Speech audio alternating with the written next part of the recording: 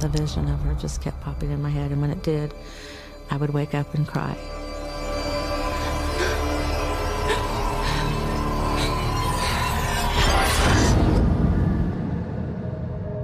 We've been visiting family in Sacramento. I just sat up in bed and had this thing inside me that I needed to go home, and I needed to go home then. I just felt like there was something pulling me up the mountain.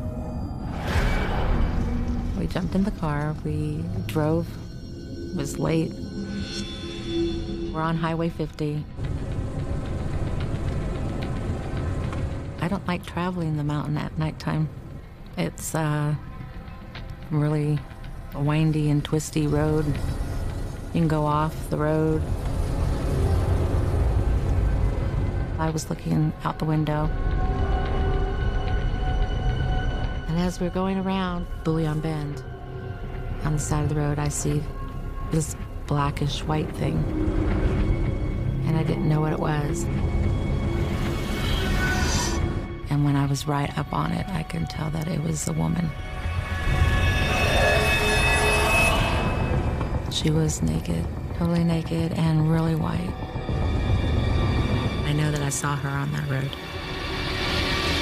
And then he came back down and told me that they hadn't found anything and that we should go home. I told my husband that I didn't think that they believed me, and that they thought I was crazy, and they probably just stopped the search. But I know that I saw her on that road.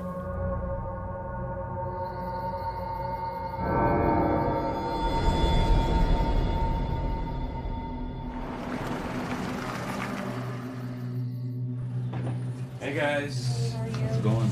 Not bad. Later in the shift that night, I met up with the officers that had gone up to the call that Deborah Hoyt made. What's going on with Bullion Bend? We were speculating. I mean, maybe she's imagining it. Maybe it's a practical joke. Okay, so was she nuts? I mean, was she? No. She was very convincing. Like, Yeah. she saw something. They believed her. It wasn't like they dismissed her as being a whack job, but they believed her.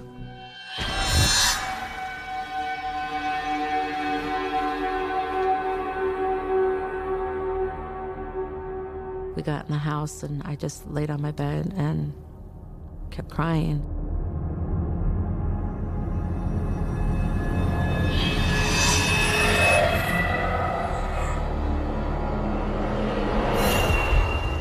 I kept trying to go to sleep, but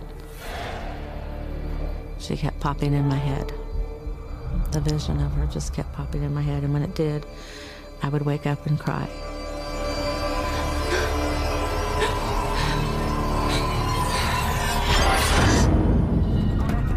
I approached the Bullion Bend area. This is the area that Deborah Hoyt had told the officers where she'd seen this naked woman. I was looking for anything that was out of the ordinary. It could have been debris on the roadway that ordinarily wouldn't be there. It could be skid marks off the side of the road. Anything that isn't ordinarily on the highway, I was going to stop and investigate. Once I got into the Bullion Bend area, I slowed my car down.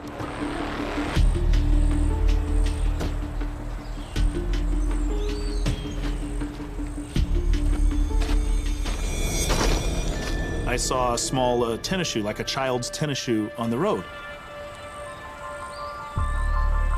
I'm thinking, what are the odds that this is Nikki's shoe? I mean, this is exactly the location that I had been told Deborah Hoyt said she saw a naked woman on the shoulder.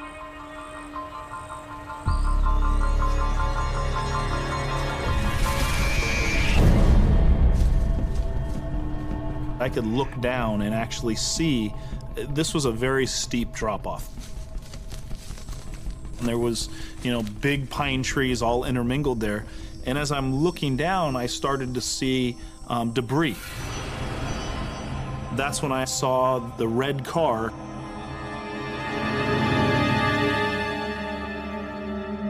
The whole roof had been peeled back on this car, and so the entire top part of the car was missing. It was gone.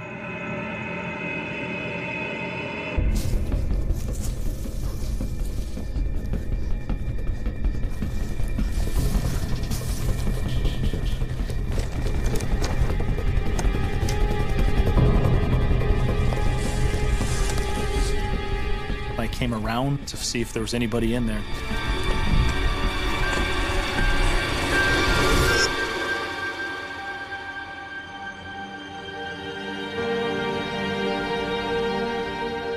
I realized at that point, this is in fact Christine Skubish.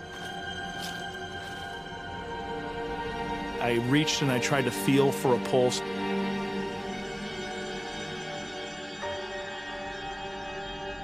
At that point, I knew that she had died. She was deceased.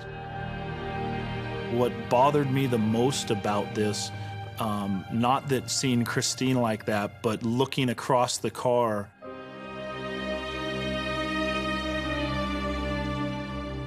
that's what really got me.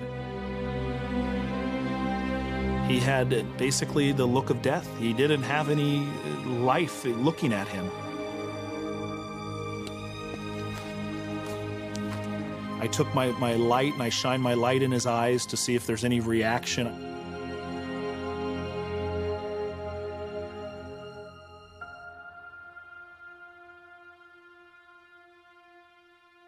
And I saw no reaction, no pupil change. I didn't feel a pulse. I believe that Nikki, too, was dead.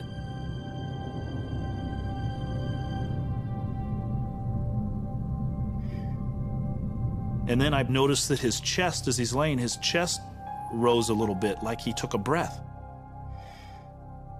And I thought my mind was playing tricks on me. I thought I was seeing things. And then I got down close and I can actually feel shallow breaths. And I said, oh my God, he's alive. Nikki, stay with me. Nikki, stay with me.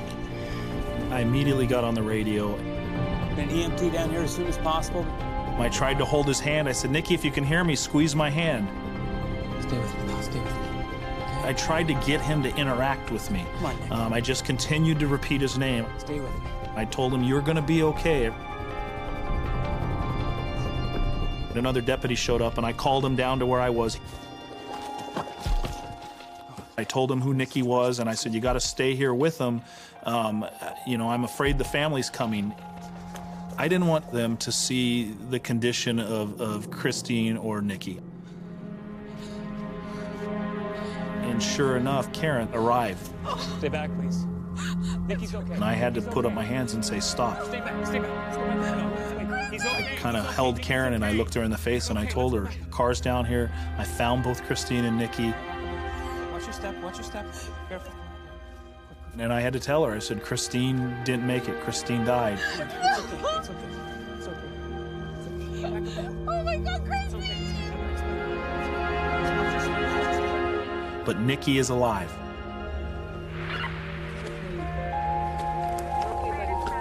Hey, Nikki. All right. Get you home, buddy. Everybody ready? 1, 2, 3.